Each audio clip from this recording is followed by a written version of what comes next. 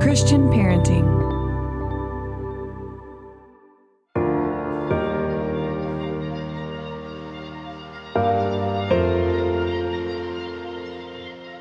Where do you turn when life turns upside down? Is there hope for the hurting? Can we find joy in the sorrow? This is the Life Upside Down podcast with Abel Speaks, and we're your hosts, Daniel and Kelly Crawford. Let's jump into today's episode.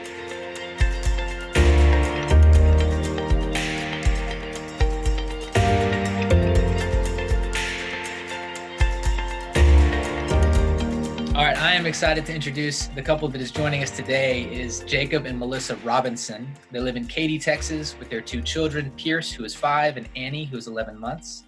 Jacob runs a commercial cleaning company, and Melissa is a full-time stay-at-home mom. And after a life-changing event with their son, they have a passion for the special needs community and those affected by disabilities. Jacob, Melissa, welcome to the Life Upside Down podcast.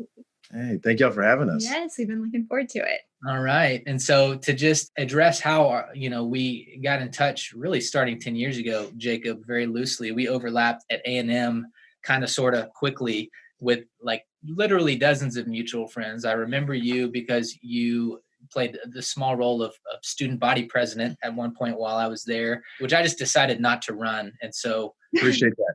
That is the only reason we were able to pull out a victory. Right. And so I'm going to count to 3, Jacob, and I want you to tell me the greatest TV show of all time. Oh, man. 1, 2, 3. Yeah, that's easy. That's West Wing. That's okay. Easy. Yeah. I got some intel. I heard you're a West Wing junkie. Melissa, do you have a quick soundbite on how do you feel about West Wing? Does your passion match? Let's just say it is not my favorite all time. So there's been multiple attempts to make it my favorite TV show, but I think that's one we've succeeded. It's kind of our joke here when Melissa either hangs out with friends or goes out of town. She's like, hey, listen, I know you're just going to sit and watch West Wing and you can just enjoy that. And so that is my go-to. I got hooked on that show in high school. I think I was the only one who watched it in college because it was not the cool show to watch by any means. But yes, no, I love it. I love everything about it. You were ahead of your time, man. It's a presidential streak that we clearly already identified. That's right. Sure. Got to go to Martin Sheen a little bit. Yes. Melissa, I discovered that we have 2 things in common. I heard that you love pickles and fried pickles, I think specifically. Fried, yes. And that you have a habit of routinely losing your car keys. Is this true? Can you confirm or deny this? Yes. Losing them, my most recent, losing them in my car while I was dropping my son off thought I was dropping him off at school, and I was really just locking him in the car. Oh my God. I think it was, what was it, June, July? Yeah. All I know is it was Texas and it was really hot. Yeah. We ended up smashing in a window and the whole 9 yards. It was good, but and for the record, Pierce thought it was hilarious the entire time. He couldn't figure out why everybody was on the outside of the car looking at him, and he was in the car. Yeah, we were holding up an iPad to the car so he could watch the grade, and he was loving it. Yeah, he loved it. All the while I'm sweating for freaking out, it's gotta fine. get out. This is fine. Keep walking. Yeah, that's right. Yes. That's hilarious. Nothing to see here. And then Jacob, lastly, how would you respond to the notion that kickers are not real football players? Oh man, that's just a lie, literally from the pits of hell. They, listen, we are loved or very severely hated. There is no middle ground with kickers. So yes, no, I wear that proudly, but you know what, to all my friends who are running backs and receivers, listen, we put in just as much work. That's with sarcasm, surely. But yes, no, every now and then I think we're real football players. Well, as Daniel said, we're just grateful that you guys are here with us today. We know a little bit about your story, but are really excited just to hear more details and what the last few years have looked like for you guys. But can you guys start by telling us just a little bit about your backstory, how y'all met, Yeah, yeah, absolutely. No, I grew up moving all over. I tell people I was born in Alabama, raised all over Texas, graduated high school in South Carolina, and then went to Texas A&M. And so I kind of from everywhere throughout the South. Melissa is born and raised here in Houston, where we live now, and we both went to A&M. I tell people the biggest accomplishment of my life in college, especially, was getting to know Melissa our freshman year, and we dated all the way through college. We went on there is a debate we won't really get into about when we quote unquote met. We have different timelines there. We don't have time to break that down. Let's just say I knew who she was for sure. We ended up going on the same ski trip with an organization I was a part of, and I was just floored and needed to know more about that girl. And so we started dating March of freshman year. We dated all the way through college. She was not wise enough to up and leave me. And so she stayed with me through college. And then we got married in July of 2012. I have been known to mess up that date, but we are married in July of 2012. That's okay, me too. I forget. I got it right. I had to made a note of it. And so we got married. We lived in Houston. I always tell people, Melissa, she's a CPA coming out of college. So she had a real job in Houston, and I just needed to find a job. And so I followed her to Houston so that I could marry her. And I did various things. She worked in public accounting. I've worked in a few industries before eventually finding my way to the glamorous role that is commercial cleaning.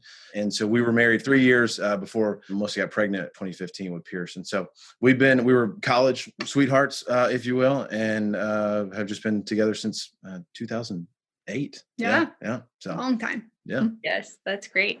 Well, can you guys tell us a little bit about when life turned upside down for you guys, and what life has looked like since that moment?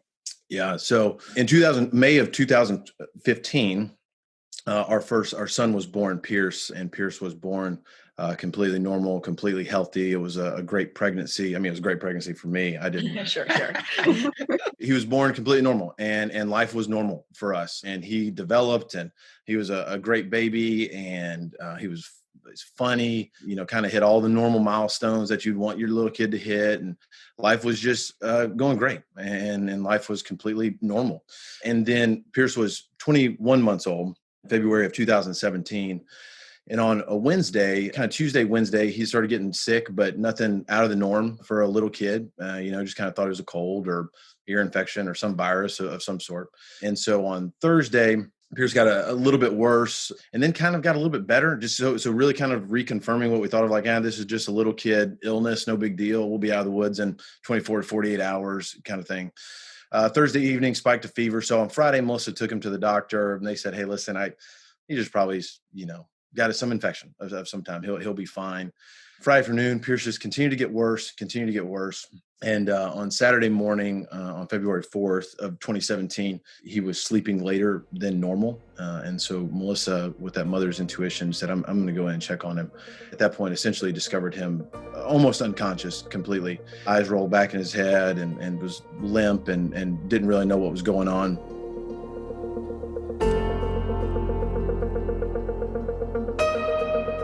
All we knew to do was just run out of the house and rush to the ER. I mean, we both ran out, no shoes on, still in our pajamas, and just got in the car. We didn't even strap him into the car seat. I mean, it was just put him in the seat and let's go. We got to go. And peeled out of the neighborhood, went to a little local ER that's right outside our neighborhood, just kind of one of those freestanding clinics. And we ran in, and I remember running in just screaming, "Keep him alive, just keep him alive." And I didn't know what was going on. And this crew was good, but they weren't prepared. They're not prepared for this. They're prepared for broken elbows and, twisted ankles. And so they just immediately started pumping him full of medicine, and they didn't know what to do. And they called the ambulance to get us to Texas Children's out here in Houston. And I remember being outside. Melissa was back in the room with them, and they just kept pumping it full of drugs. And I remember outside just pacing in the parking lot, doing two things: one, just praying and panicking, and two, just waiting on this ambulance. It felt like it took 7 hours for the ambulance to get there.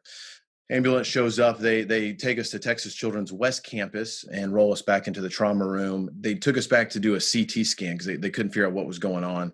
And I went back in with the doctor, and I just remember the doctor kind of looking at the immediate, images and saying, "We need to get neurology on the phone right now."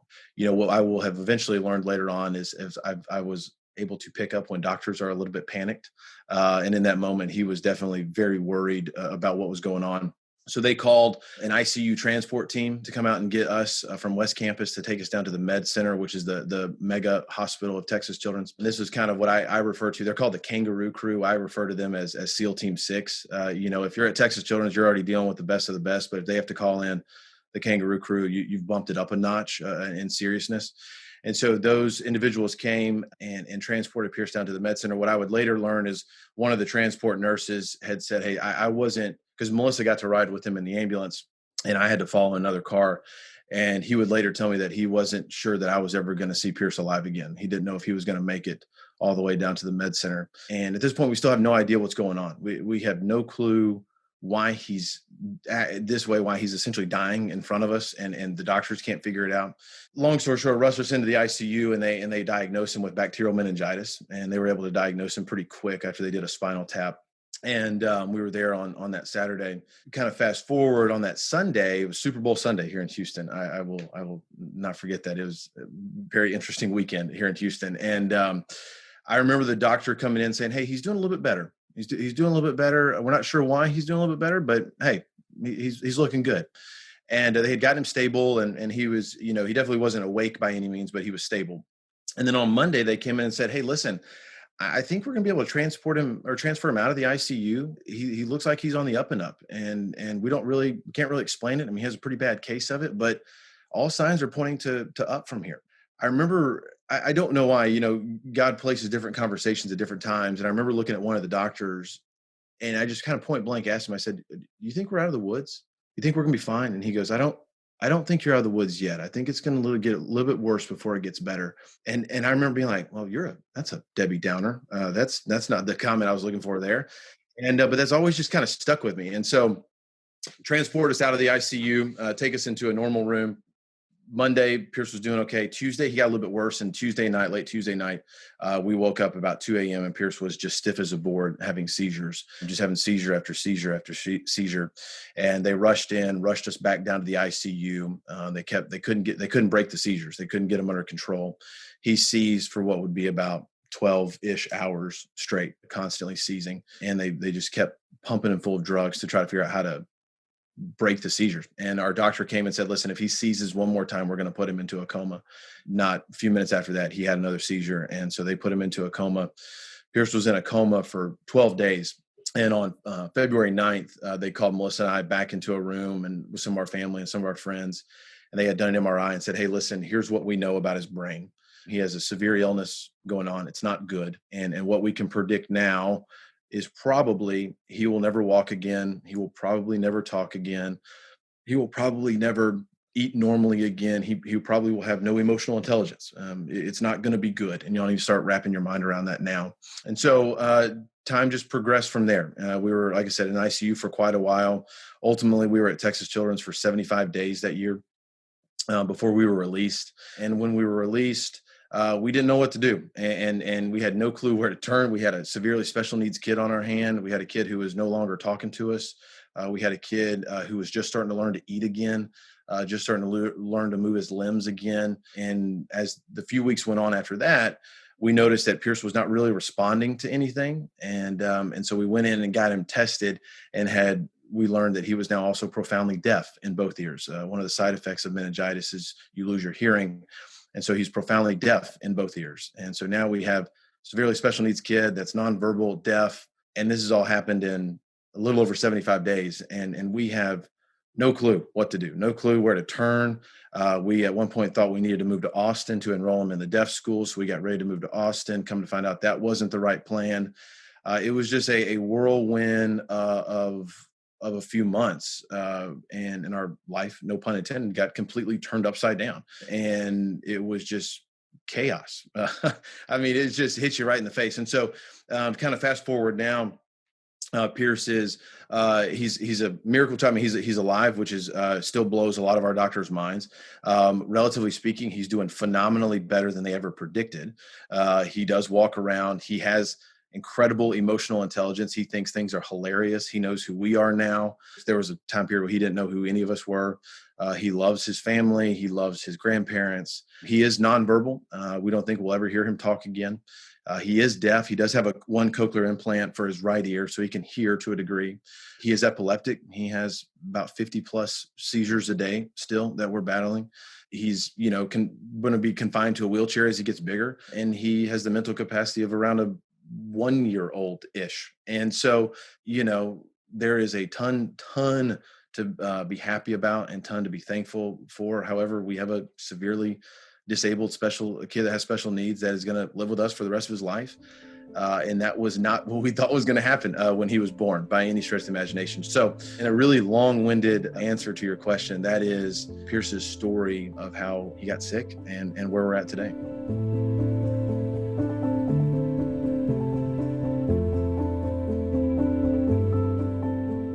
Okay, friends, we wanted to take a brief moment just to let you know about an upcoming opportunity.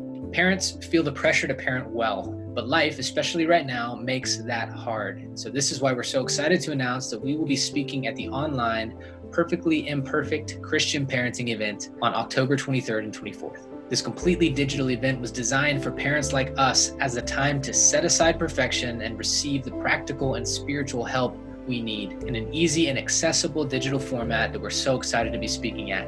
The goal is to help you check perfection at the door or the couch and become the perfectly imperfect parent that God has called you to be. We'll be giving a talk called When Hardship Hits. And in addition to our talk, there's going to be over 40 other short consumable talks giving you both practical and spiritual advice from some other names such as Aaron and Jamie Ivey, Jonathan Pitts, the Duck Dynasty crew, come on, so many more. And so register today for this digital Christian parenting event at upsidedown.perfectlyimperfect.org. You'll also find that link in our show notes. But again, register today at upsidedown.perfectlyimperfect.org. We look forward to seeing you there. And now we'll jump back into today's conversation.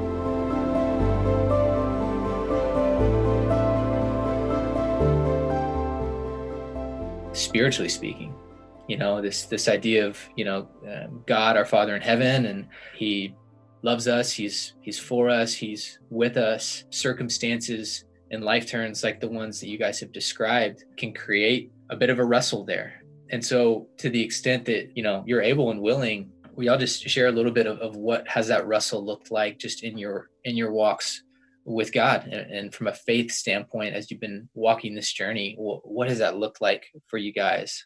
Yeah, it was a lot to take in, in a few short months. And so I would say when we were in the hospital, there've been a lot of ups. I would just say the last 3.5 years in general has just been a lot of roller coaster in many ways, spiritually, emotionally, physically, just all the things. So I would say as far as my, spiritual walk, while we were in the hospital, I would say, strangely enough, I felt closer to God in those moments than I had ever experienced in my life. I think which I think is common when people go through something, a deep tragedy, we just really have learned how little control we have, and it was just, I think we just prayed, Lord, I didn't even know what to pray. It was just, please, help us. And so we were just constantly seeking him. And I think that we really just felt his presence like I never had. I mean, I can specifically remember being in the ICU while Pierce was in a coma, and 2 friends had come to visit him, and this was their first time being taken back and seeing Pierce, just laying there hooked up to all the machines, and they were just praying over his body, and they were crying. But I remember I was kind of standing back, and I remember just smiling because the Lord just had given me this peace. And I just, in that moment, you look from the outside and the situation is incredibly sad.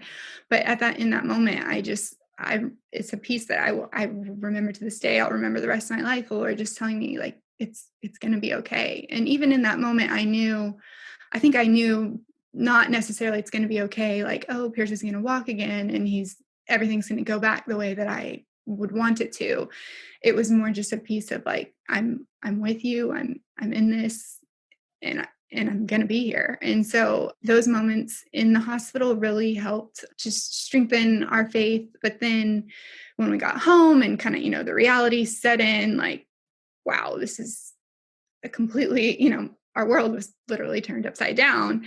And, I just started thinking, all the questions go through your mind. How can a good God allow my little boy to go through this, just such suffering? And I think one of the things that really pointed out to me is, I grew up, I was a believer from a young age, grew up going to church, a Baptist church.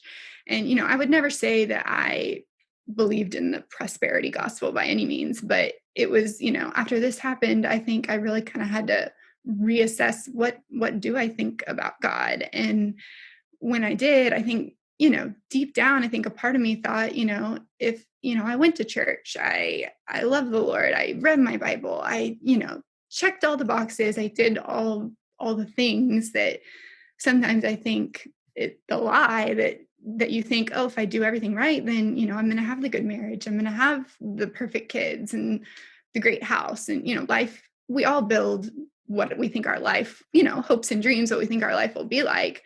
And so I think to some extent, I kind of thought, oh, I did everything right, like the Lord will bless me.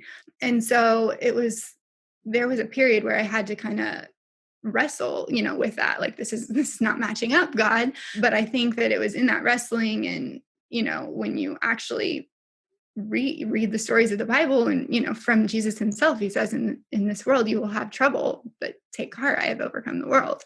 And, you just see person after person who goes, the Christian life from the very beginning has not been, he doesn't promise an easy road by any means.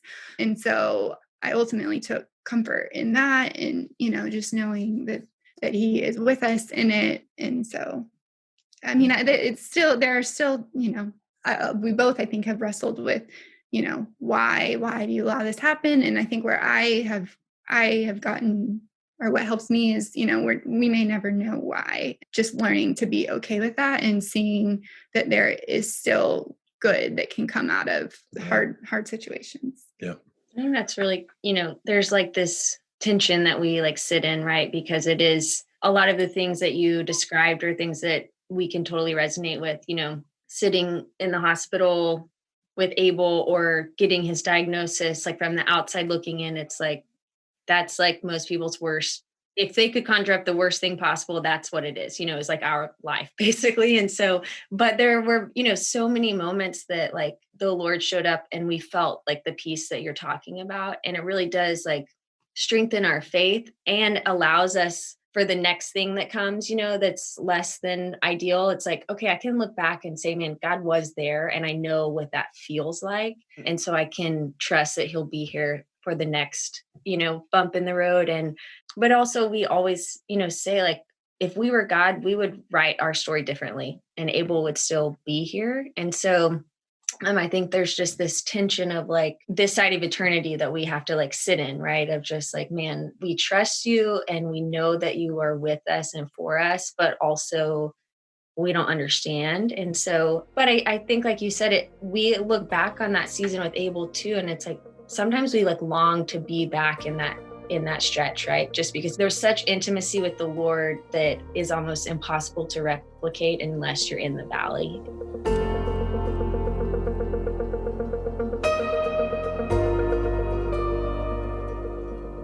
And so in those harder moments too, I mean, alongside the truths that you were able to just convey of just reminders about who God is and what the scriptures say and the comfort that we can cling to and the perspective we can cling to there's a lot of noise in the here and now, right? And even well-intended people might say things that end up being more harmful than helpful, or just even internally, there's probably still certain lies, certain myths. You touched on just kind of the prosperity gospel idea of God. Hey, God rewards my good behavior with tangible blessings. He wants me to be healthy and wealthy and happy. And just that's not what the scriptures say. But any other just cultural myths or just lies that have surfaced or things that people have said maybe that were just off base theologically that you've had to combat along the way?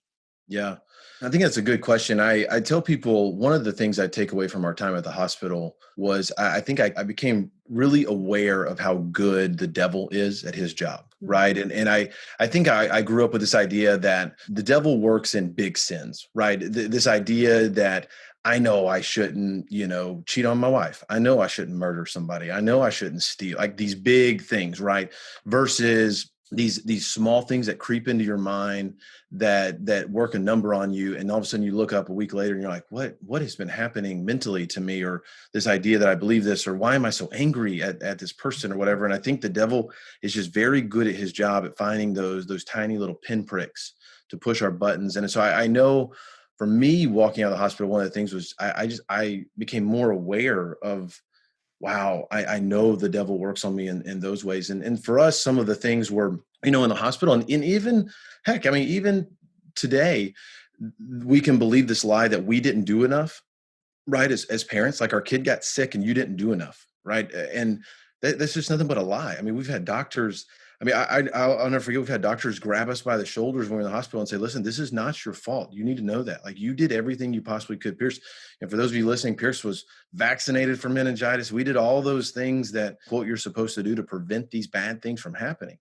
And one of our doctors just said, "Listen, it's really, really bad luck." Now, we can debate luck later versus God's plan, but I think in that moment, her message was, "Listen, you didn't do anything wrong here." And I think for us, the devil can do a number on us and go, was that my fault as a parent? Did I not do enough?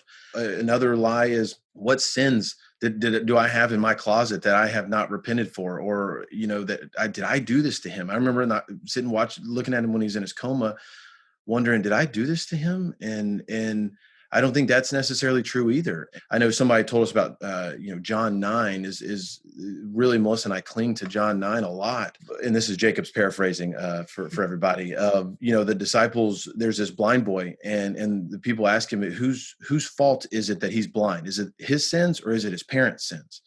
And Jesus says, neither. It's so that the glory of God can be displayed in his life, that he is blind.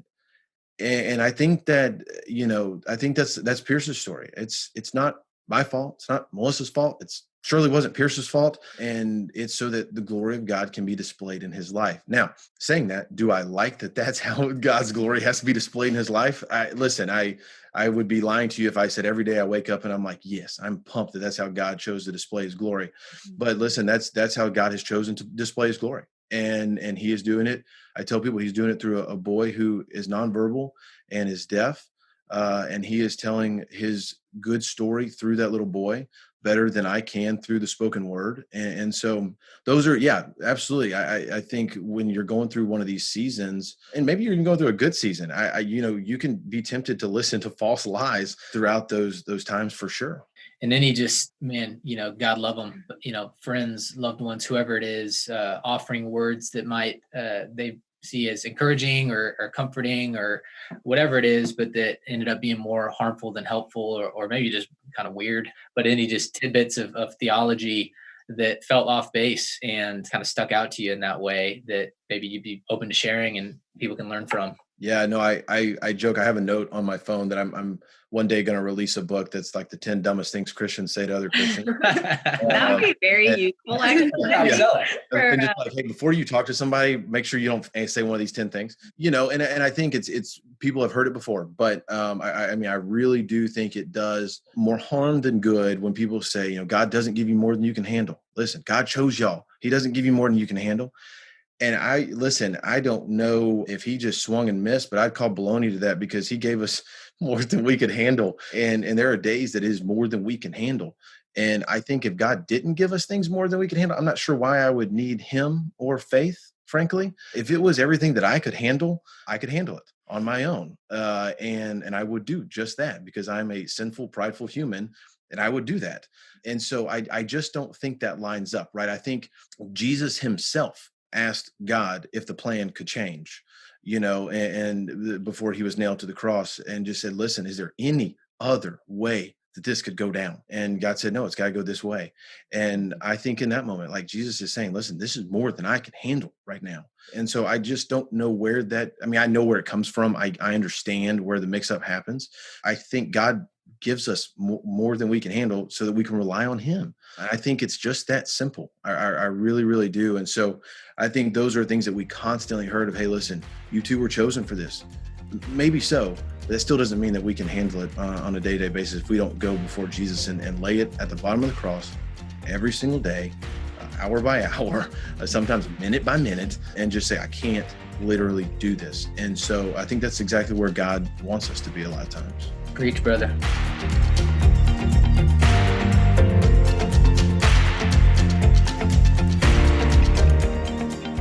Man, what a good word for us, and perhaps a fresh take on the question of whether God would give us more than we can handle.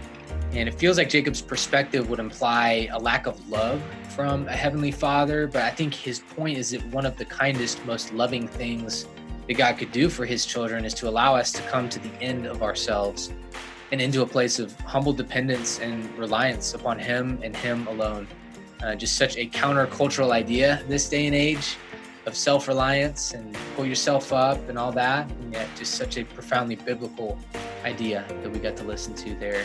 So on that note, while you heard their story thus far, we have only just begun to scratch the surface with the Robinsons in a conversation that we simply just did not want to trim and cut any of it. And so instead, we are pushing pause, and we'll pick up next week where we'll continue to explore different myths and misunderstandings as we endure hardship as followers of Christ, from theological pitfalls to just very practical struggles with control and comparison and prayer. I promise you won't want to miss the back half of this conversation with Jacob and Melissa. So we will see you then.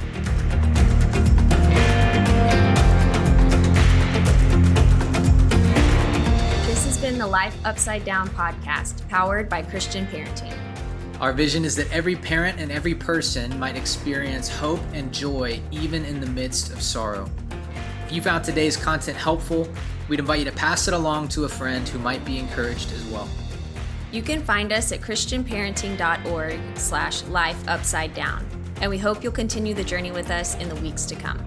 We'd also invite you to check out ablespeaks.org to learn more about the mission we've given our lives to. We'll see you next time.